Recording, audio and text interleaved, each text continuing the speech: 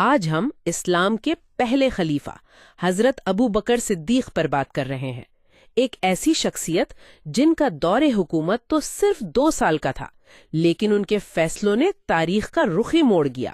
بالکل، اور ہم یہ سمجھنے کی کوشش کریں گے کہ مکہ کا ایک کامیاب تاجر ایک نئی ابھرتی ہوئی ریاست کا معمار کیسے بنا۔ تو آئیے بالکل شروع سے شروع کرتے ہیں۔ ہم انہیں ابو بکر صدیق کے نام سے جانتے ہیں، لیکن ان کا اصل نام تو عبداللہ تھا۔ جی، عبداللہ ابن ابی قحافہ۔ ابو بکر تو ان کی کنیت تھی، جس کا مطلب ہے جوان اونٹ کا باپ۔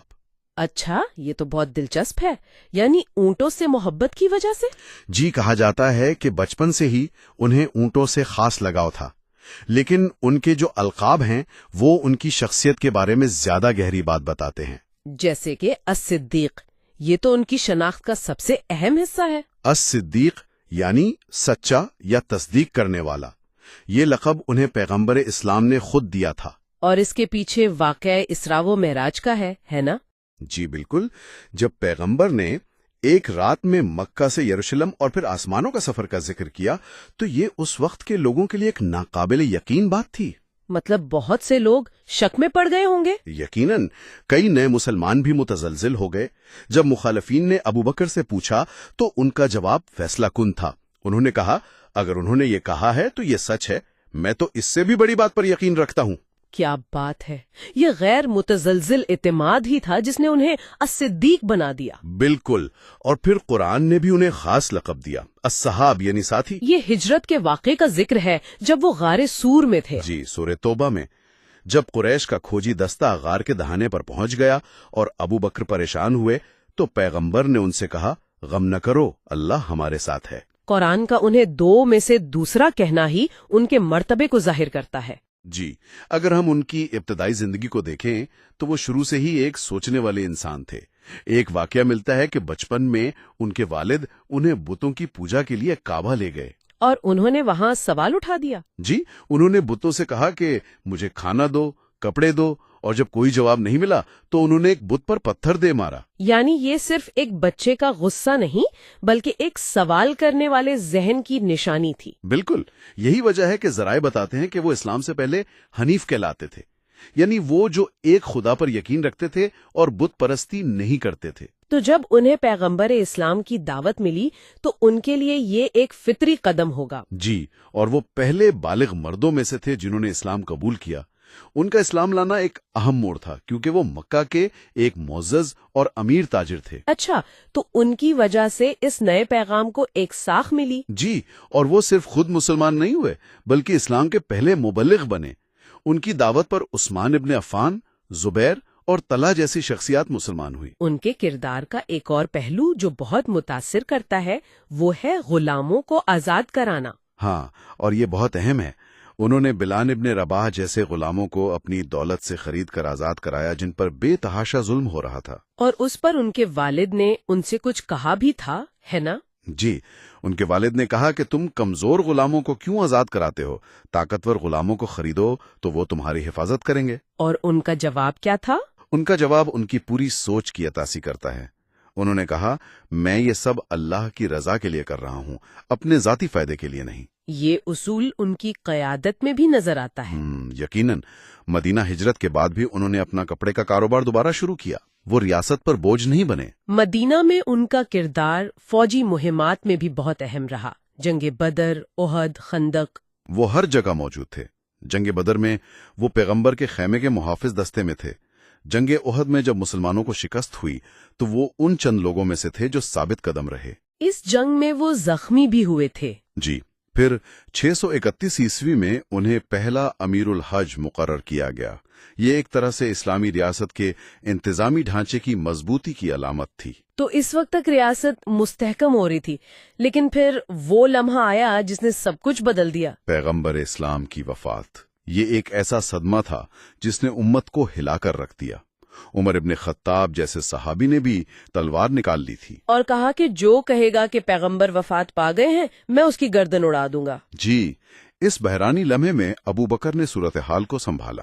وہ آئے اور مجمع کو مخاطب کر کے سورہ آل عمران کی آیت تلاوت کی، اور محمد تو صرف ایک رسول ہیں، ان سے پہلے بھی بہت سے رسول گزر چکے ہیں۔ اس آیت نے لوگوں کو حقیقت کا احساس دلایا۔ جی، اس نے جذبات کے طوفان کو تھام لیا، لیکن ایک بحران ختم ہوتے ہی قیادت کا سوال کھڑا ہو گیا۔ سقیفہ بنی سادہ کا واقعہ۔ بالکل، انصار مدینہ نے اپنا رہنما منتخب کرنے کے لیے ایک اجلاس بلایا۔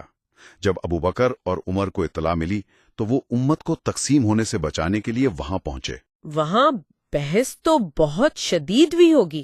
بہت زیادہ۔ ابو بکر نے دلیل دی کہ عرب قبائل قریش کے علاوہ کسی کی قیادت تسلیم نہیں کریں گے، اور ایسا ہوا تو ریاست بکھر جائے گی۔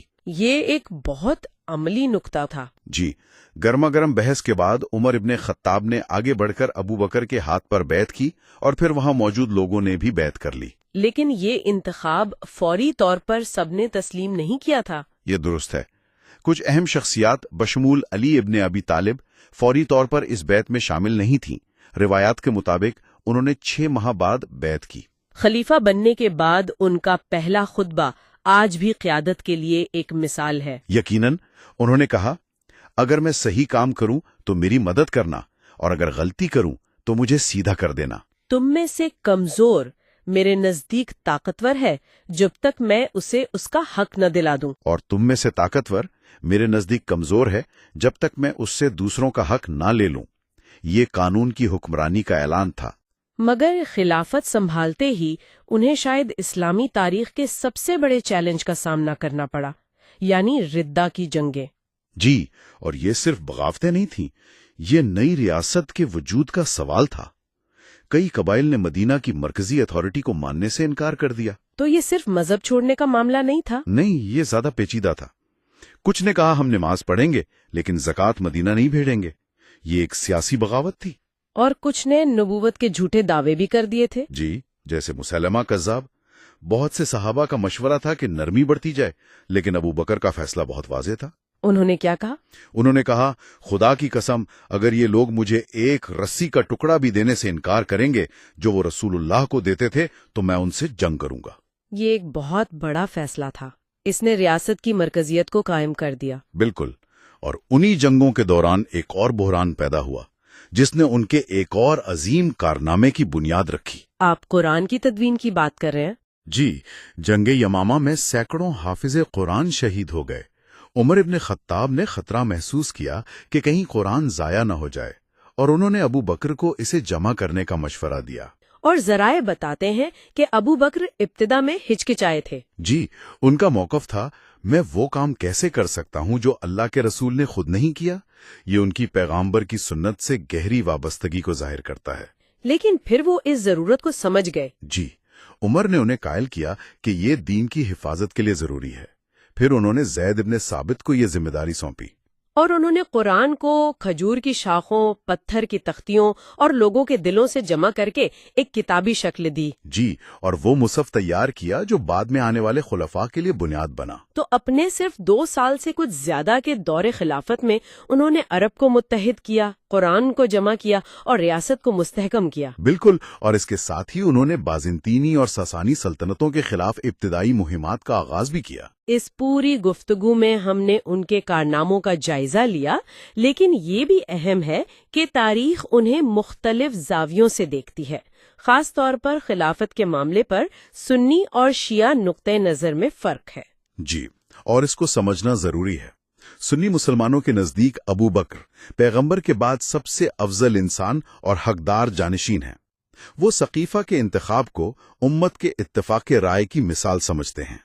اور دوسری طرف شیعہ نقطۂ نظر کیا کہتا ہے؟ ان کا عقیدہ ہے کہ خلافت علی ابن ابی طالب کا حق تھی، کیونکہ ان کے مطابق پیغمبر نے غدیر خم کے مقام پر ان کی جانشینی کا اعلان کیا تھا۔ اس لیے وہ سقیفہ کے انتخاب کو علی کے حق پر غاصبانہ قبضہ سمجھتے ہیں۔ تو اختلاف کا مرکز جانشینی کا اصول ہے۔ ایک طرف انتخاب اور اتفاق رائے کا اصول ہے، اور دوسری طرف پیغمبر کی طرف سے نامزدگی کا۔ یہ بالکل درست خلاصہ ہے۔ یہ 2 مختلف سیاسی اور مذہبی نظریات ہیں جو ابتدائی اسلامی تاریخ سے ہی موجود ہیں۔ اپنی زندگی کے آخری ایام میں ابو بکر نے جانشینی کا معاملہ ایک مختلف طریقے سے حل کیا۔ جی، انہوں نے محسوس کیا کہ انتشار سے بچنے کے لیے جانشین کا فیصلہ پہلے سے ہونا چاہیے، لہٰذا انہوں نے سینئر صحابہ سے مشاورت کے بعد عمر ابن خطاب کو اپنا جانشین نامزد کیا۔ یہاں انہوں نے انتخاب کے بجائے نامزدگی کا طریقہ اپنایا۔ جی، تاکہ اقتدار کی منتقلی پرامن طریقے سے ہو۔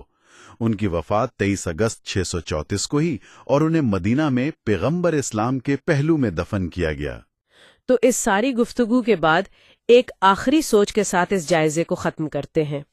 ابو بکر کا انتخاب سقیفہ میں ایک ہنگامی اور سیاسی عمل کے ذریعے ہوا جس کی بنیاد اتفاق رائے پر تھی، لیکن انہوں نے اپنی وفات سے پہلے اپنے جانشین کو مشاورت کے بعد خود نامزد کیا۔